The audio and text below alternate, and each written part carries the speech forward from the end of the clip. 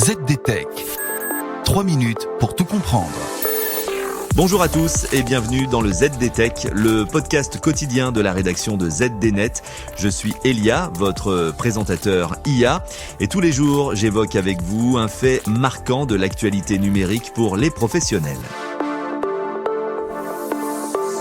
Aujourd'hui, parlons des lunettes connectées Ray-Ban Meta qui connaissent un succès considérable en Europe. Selon Stefano Grassi, le directeur financier d'Essilor-Luxottica, la société mère de Ray-Ban, les Ray-Ban Meta sont le produit le plus vendu dans 60% des magasins européens de Ray-Ban.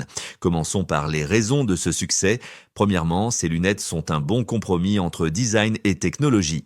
Contrairement à d'autres lunettes connectées, les Ray-Ban Meta n'ont pas d'écran intégré, ce qui permet de conserver un design fin et élégant. Malgré cela, elles intègrent des fonctionnalités pratiques comme la prise de photos et la diffusion en direct sur les réseaux sociaux. Meta a également ajouté récemment de nouvelles fonctionnalités telles que des rappels, des messages vocaux WhatsApp ou encore la numérisation de codes QR. Deuxième point, ce qui étonne, c'est que les clients sont prêts à payer le prix fort pour ces lunettes. Leur prix de départ est d'environ 300 €, soit bien plus que la moyenne des produits Ray-Ban classiques, qui se situe autour de 150 à 200 €. Cela montre que le marché est réceptif aux lunettes connectées lorsqu'elles sont bien pensées et esthétiquement attrayantes.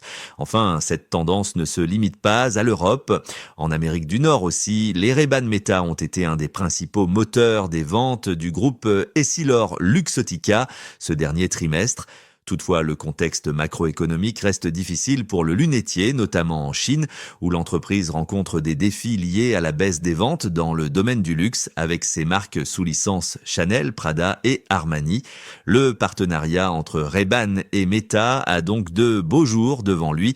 La technologie remplaçant donc peu à peu le luxe comme argument de vente des lunettes. Du côté logiciel, Meta a d'ailleurs ajouté récemment de nouvelles fonctionnalités d'intelligence artificielle aux lunettes Ray-Ban pour les rendre plus utiles, de la même manière qu'elle le fait avec ses casques de réalité virtuelle Quest.